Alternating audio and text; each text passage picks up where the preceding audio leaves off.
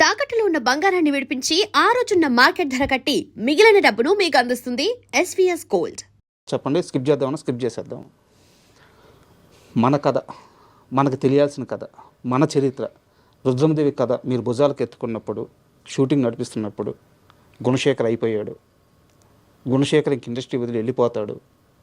గుణశేఖర్కి పిచ్చి బట్టి ఈ సినిమాని ఎత్తుకెక్కున్నాడు. ఇవన్నీ ఇండస్ట్రీలో నడిచినాయి, మీరు విన్నారు, మీ దాకా వచ్చినాయి. వాటన్నిటిని దాటుకొని ముందుకెళ్ళే మొండి ధైర్యం ఎందుకు వచ్చింది? కదే రుద్రమదేవ్ అనే చరిత్ర ఎంత ఇన్స్పైరింగ్ ఉంది. మరి ఈ రోజున ఆ సినిమా నేను నిర్మాతను కాబట్టి టేబుల్ ప్రాఫిట్ మిగలలేదు, కానీ ఇంకో నిర్మాత అయితే టేబుల్ ప్రాఫిట్ మిగిలేది. మరి ఆ రోజున నాకు బినామీలు కూడా ఎవరు లేరు, నేను ఒక్కడే సోల్ ప్రొడ్యూసర్లు. సో అలాంటిది రిలీజ్ టైంకి no loss no profit, break ఈవెన్లో రిలీజ్ అయింది. సో అది దాన్ని మించిన సక్సెస్ ఏముంది? ఆ సక్సెస్ని ఏం తెచ్చిపెట్టింది? రుద్రమదేవి కథ, అనుష్క, మా అందరి శ్రమ. సో ఇది నమ్మాను నేను. ఇది ముందు నుంచి చూశాను కాబట్టే నేను అనుకున్న రిజల్ట్ సాధించాను. నాకు మీరు అన్నట్టు కరెక్టే, చాలామంది చాలా రకాలుగా కమెంట్లు చేస్తారు. ఆ కమెంట్లు చేసేవాళ్ళని కూడా మనమేం తిట్టుకోని అవసరం లేదు. అవతల వాళ్ళ స్థానంలో ఉంటే నేను కూడా తిట్టుకునేవాడినేమో వాళ్ళని, పిచ్చా ఏంటి ఈ సినిమా అని చెప్పి. బట్ అది చేసేవాడికి తెలుస్తుంది. అంటే నేను కరెక్టో కాదో తెలీదు, మధ్యలో మీ అంటే ఆ నమ్మకం లేక కొంత మీ టీంలో నుంచి కూడా కొంతమంది బయటకు వెళ్ళిపోయారు. ఆ లాంగ్ టర్మ్లో అయితే జనరల్గా జరుగుతుంటాయి సార్. అది మనం దాన్ని ప్రత్యేకంగా టీంలోంచి వెళ్ళిపోయారు అనే మాట వాడవసరం లేదు, ఎందుకంటే డ్యూరేషన్ ఎక్కువ కదా. అవును ప్రాజెక్ట్ డ్యూరేషన్ కదా.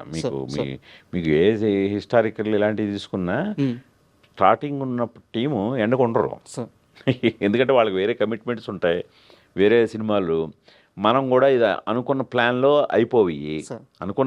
అయిపోతే ఉంటారు పాపం. అంత కథ చెప్పడం కష్టం కదా. సో అందుకని ఒక 1 year అని మొదలెడతాం, అది 2-3 years పెట్టేసరికి సహజంగానే వెళ్ళిపోతారు కదా.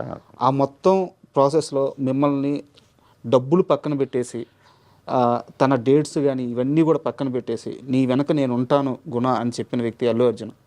అవును, ఆయన సినిమాకి రెమ్యునరేషన్ కూడా ఏదో తీసుకోలేదని విన్నాను, నిజమేనా సార్? అంటే రెమ్యునరేషన్లు ఇవన్నీ సెకండరీ ఆయనకి. ఆయన ఆ టైంకి రేసుగుర్రం సక్సెస్లో ఉన్నాడు. ఆయన వచ్చి నేను చేస్తానన్నది చాలా గొప్ప విషయం సార్. అది ఎన్ని కోట్లతో కొలగలం, అది వెలకట్టలేదు. నిజమే సార్, డబ్బులతో మాట్లాడకూడదు. సో అలాగా అది కేవలం నా మీద రెస్పెక్టే కాదు, చరిత్ర మీద రెస్పెక్ట్ అతనికి. అతను ఒకడు చాలా గొప్పగా మన సంస్కృతిని కానీ మన సాంప్రదాయాలను కూడా చాలా గౌరవిస్తాడు. దానికి ఎగ్జాంపులే అతని పేరెంటింగ్ చాలా గొప్పగా ఉంటుంది. నేను శాకుంతలం టైంలో షేర్ చేసుకున్నాను. అల్లు అర్హపాపని పెంచిన విధానం, ఆ పాపకి ఒక్క ఇంగ్లీష్ పదం రాదండి, అంత స్వచ్ఛమైన తెలుగులో మాట్లాడుతుంది. స్వచ్ఛమైన తెలుగులో ఈ రోజుల్లో ఎక్కడైనా విన్నారా? కష్టం సార్. అది బన్నీను స్నేహ గారి పెంపకం అలా ఉంటుంది. ఆ పాప వెరీ వెల్ డిసిప్లిన్డ్. పద్యాలు ఏం చెప్తుంటారు సార్ స్టేజ్ మీద కానీ. సో అలాగా చరిత్ర మీద కూడా ఉన్న రెస్పెక్ట్ తోటి వచ్చి గౌనగన్న రెడీ చేశాడు. సూపర్. అండ్ ఇంటర్వ్యూకి వస్తున్నానంటే మీ ఏడీలో ఒక ఏడీతో మాట్లాడా, మీరు పేరు అడగద్దు, వాళ్ళకి షెంటింగ్ పడిపోద్ది నాకు తెలుసు. ఏం సార్ అసలు నిద్రపోవట్లేదు అంటే మీరు? నిద్రపోవడం అనేది చాలా తక్కువ అంటే నిద్రపోవడం. అవును, మామూలుగా అయితేనే చాలా తక్కువ. ఎందువల్ల సార్? మీకు డైరెక్టర్ అనే చైర్లో వచ్చి కూర్చోండి, మీకే తెలుస్తుంది. నేనే కాదు, ఏ డైరెక్టర్ ప్రశాంతంగా నిద్రపోతాడో చెప్పండి. నాకు తెలిసి డైరెక్షన్ అనే వృత్తిలో ఉన్నవాడు ఎవరికి కూడా ప్రశాంతమైన నిద్ర అయితే ఉండదు, అది నేను చెప్పగలను 90%. అది అందువల్ల ఇది నా ఒక్కడే ఇదే కాదు, డైరెక్షన్ అనేది అంత బాధ్యతతో కూడుకున్న వ్యవహారం. ఎంతమందిని సమాధానపరచాలి, ఎంతమందిని ఎన్ని లాజిక్స్ని మనం అడ్రస్ చేయాలి, అదొక పెద్ద యజ్ఞం అండి మీకు. అందుకనే కదా వరల్డ్లోనే మోస్ట్ డిఫికల్ట్ జాబ్ ఏదైనా ఉందంటే ఫిల్మ్ డైరెక్షన్ అంటారు. అది నిజం. ఏడీస్కి ఒక టైం చెప్తారంట, యూనిట్కి ఒక టైం చెప్తారంట, వాళ్ళందరికంటే ముందే వెళ్ళి కూర్చుంటారంట. ఇది కొత్తగా ఈ సినిమా చేయట్లేదు సార్. సార్ ఫస్ట్ నుంచి ఇంతే. మొదటి నుంచి నాకు మా ఇంట్లో అందరు కూడా టైం డిసిప్లిన్ చాలా ఎక్కువ. సార్ ఎందుకంటే ఇప్పుడు 7 గంటల కాల్ షీట్ అంటే నేను వీలైతే 6:30కే ఉంటాను. నేను 6:30కే ఉండి అక్కడ అన్ని అరేంజ్మెంట్స్ చూడటమే కాకుండా అక్కడ ఏమైనా ఇంకా బెటర్మెంట్ చేయొచ్చా. సో ఎందుకంటే నాకు ఒక షాట్ ఎక్స్పోజ్ అయిందంటే భయం అండి. సార్ ఆ షాట్ ఎక్స్పోజ్ అవ్వడానికి ముందే ఏదైనా చేయగలం మనం. వన్స్ ఎక్స్పోజ్డ్ అంటే అది శాసనం, అంతే, దాన్ని మార్చలేం. అందుకని ఆ పెయిన్స్ టేకింగ్ అంతా పడుతుంటాను నేను. ఓకే. అది ఇప్పుడు మీ రిలేషన్ ఎలా ఉంది? ఎవరితోనూ ఎప్పుడు రిలేషన్ ఏమి మనకేమీ చెడదండి. ఇప్పుడు ఆ పర్టికులర్ ప్రాజెక్ట్ విషయంలో సో అది జరగలేదు. ఆ ప్రాజెక్ట్ జరగనప్పుడు సో తను అది వేరే రకంగా ప్రయత్నాలు చేసినప్పుడు నేను కొద్దిగా హర్ట్ అయ్యాను.